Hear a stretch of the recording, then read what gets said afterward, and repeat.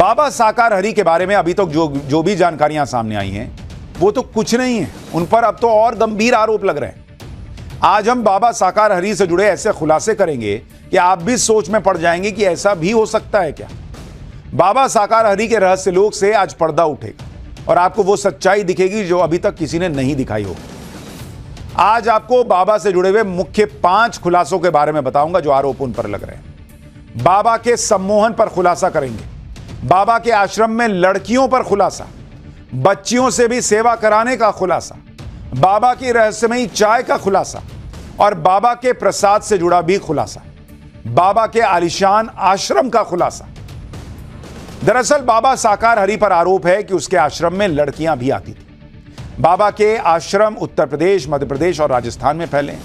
राजस्थान के दौसा में बाबा का आश्रम है और इसी आश्रम को लेकर अब गंभीर आरोप लग रहे हैं।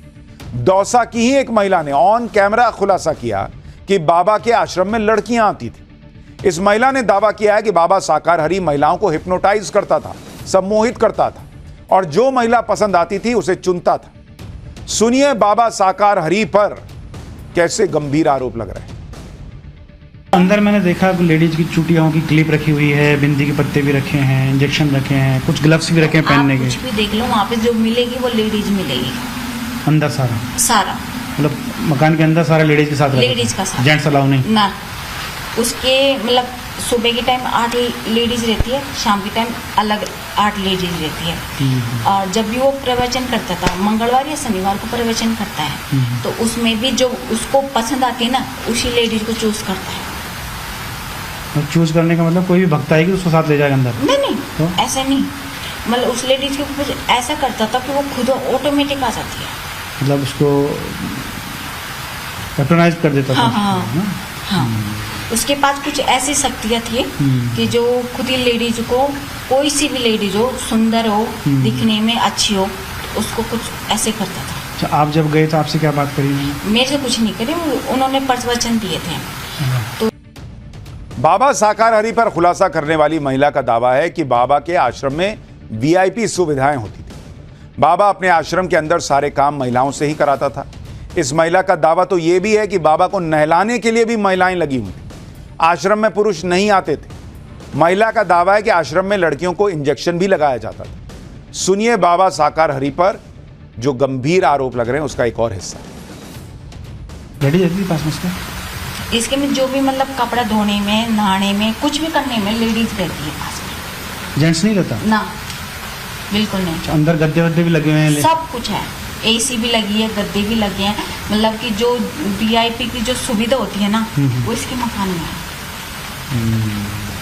वहाँ पे कुछ इंजेक्शन भी मिले, अभी हमने देखे वहाँ पर इंजेक्शन लगे हैं। लड़के जो सुंदर होती है ना, उन लड़कियों को अंदर रखता है, और जो बाकी होती है, आप मानते हो हमारे भी देवी देवता, हम गुजर हैं लेकिन हमारे देवी देवता हैं, तो देवी देवता होते हैं, किसी को ऊपरली परवाही होती है तो देवी देवता उसका समाधान करते हैं। लेकिन ये क्या करता है, जो अच्छी लेडीज होती है उसको तो अपने पास में रखता है, और बाकी जो दिखने में कुछ भी नहीं होती उन लेडीजों को ये घसीट के ले जाता है। मैंने खुद ने देखा है, घसीट के ले जाते हैं। उनके कभी कभी खून भी निकलते हैं, तो वो घसीट के ले जाते हैं ना, तो कंकर चुभते हैं या फिर कोई होगी तो वो चुभते हैं, तो इसलिए वो घसीट के ले जाते हैं। मैंने खुद ने देखा है।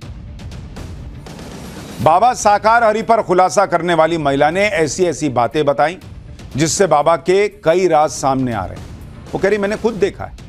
इसी महिला ने बाबा साकार हरि के प्रसाद को लेकर भी बड़ा आरोप लगाया। इस महिला के मुताबिक बाबा प्रसाद में कुछ मिला कर देते थे। जो भी प्रसाद खाता था वो दोबारा बाबा के पास लौटकर आता ही आता था। बाबा के सेवादार लोगों को बरगलाते थे, नौकरी लग जाने का झांसा देते थे। बाबा के खिलाफ कोई कुछ नहीं बोलता। महिला के मुताबिक बाबा साकार हरि ने खुद को भगवान दिखाने के लिए पूरी फौज बनाई हुई, जिसमें उनके सेवादार, सुरक्षाकर्मी और एजेंट्स होते थे। ये लोगों को बरगलाते थे, बाबा पर विश्वास करने के लिए कहते थे और फिर बाबा का प्रसाद खिलाते थे। सुनिए इस महिला का एक और दावा। कृपा से या वैसे? नहीं, कृपा से, मतलब जो वो कुछ प्रसाद में मिला के देते थे। क्या मिलाते थे? ये तो मुझे नहीं पता। आपको कैसे पता मिलाते थे? मिलाते थे। अच्छा। क्योंकि जो आदमी कुछ भी खाता था ना, तो इसके आता था। एक बार प्रसाद खा लिया तो फिर वो आएगा? हाँ, आएगा। मेरा आदमी आर्मी में है। अच्छा।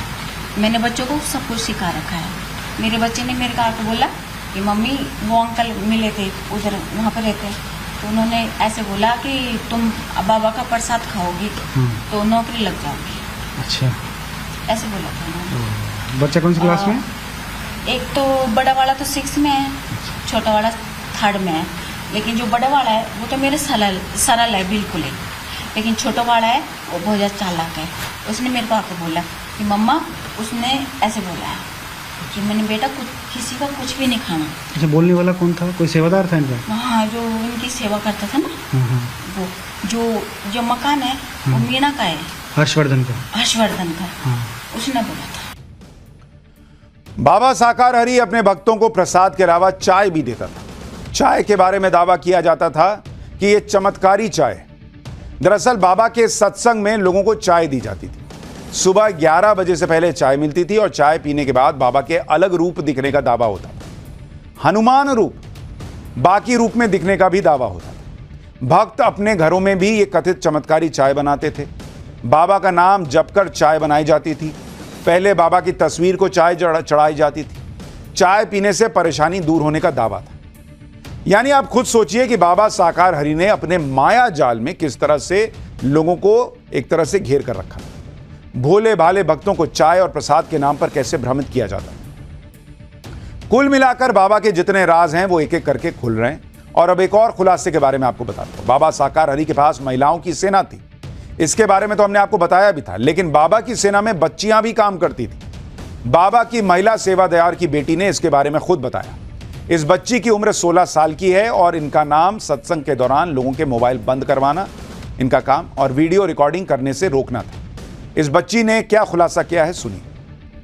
आप बाबा के आश्रम में कब से आ रही हैं? कब से आ रही हैं ये तो मम्मी को पता है। क्योंकि मम्मी तो हमारी बहुत पहले से जुड़ी हैं। हाँ। तो आप भी सेवा करती हैं यहाँ पर? हाँ, करते हैं। आप क्या सेवा करती हैं यहाँ पर? जैसे मतलब जैसे फोन वोन कोई चला रहा, वीडियो बना रहा, उनको मना कर देते हैं। यहाँ वीडियो नहीं बनाना है, ना फोटो लेना है। तो ये आश्रम की तरफ से बोला जाता है आपको ऐसा करने के लिए? सब लोग बोलते हैं, मम्मी लोग भी बोलती हैं हमारी। क्योंकि वहाँ अलाउ नहीं है वीडियो बनाना। आई कार्ड के बिना कोई भी सेवा नहीं कर सकता। आपका कार्ड अलग होता है? नहीं, हमारा कुछ भी नहीं है अभी। उन लोगों का अलग होता है। हाँ। बाबा साकार हरि के व्हाइट हाउस जैसे आलीशान आश्रम के बारे में भी आपको बताऊंगा और बाबा के आश्रम की तस्वीर भी दिखाऊंगा। उससे पहले आपको बताता हूं कि आखिर बाबा के पास इतनी दौलत और प्रॉपर्टी कैसे आई। बाबा के सेवादार दावा करते हैं कि बाबा भक्तों से दान नहीं लेता था, लेकिन यह बात सही नहीं है। बाबा को उसके भक्त भर भर के पैसा दान करते थे और बाबा को मिलने वाले दान की लिस्ट भी सामने आई। यह वही लिस्ट है जिसमें बाबा के दानदाताओं के नाम और दान की रकम लिखी है। बाबा साकार हरि के भक्तों में कई अधिकारी और नेता भी शामिल, लेकिन किसी अधिकारी या नेता का नाम लिस्ट में नहीं है। कहा जा रहा है कि बाबा को उसके भक्तों ने करोड़ों रुपए दान में दिए। 10,000 से लेकर 2.5 लाख तक का दान देते थे। 10,000 से नीचे के दान की एक भी एंट्री नहीं है। सिर्फ मैनपुरी आश्रम में 200 से ज्यादा लोगों ने बाबा को दान दिया। सत्संग के लिए आयोजकों से मोटी रकम भी वसूली जाती थी। बाबा ने 15 साल में इसी तरह से करोड़ों की संपत्ति बनाई। अलग अलग राज्यों में कई एकड़ जमीन पर आलीशान आश्रम बने हुए। अब आपको बाबा साकार हरि के सबसे आलीशान आश्रम की तस्वीर भी दिखाता हूं। मैनपुरी में बाबा साकार हरि का शानदार और आलीशान आश्रम बना हुआ है। इस आश्रम को स्थानीय लोग व्हाइट हाउस कहते हैं। कहा जा रहा है कि यह आश्रम बाबा साकार हरि का सबसे पसंदीदा आश्रम था। इस आश्रम की सुरक्षा बेहद टाइट रहती थी और इसके अंदर क्या होता है इसके बारे में किसी को जानकारी नहीं थी। यह भी कहा जा रहा है कि हाथरस हादसे के बाद बाबा यहीं आया था। हालांकि अब बाबा कहां है ये किसी को नहीं पता। इस आश्रम के बारे में जो जानकारी मिली है उसके मुताबिक मैनपुरी में बने इस आलीशान आश्रम की कीमत करीब 4 करोड़ रुपए है। यह आश्रम काफी बड़ा है, करीब 21 बीघा में फैला हुआ है। इस आश्रम में बाबा के करीब 80 सेवादार रहते हैं।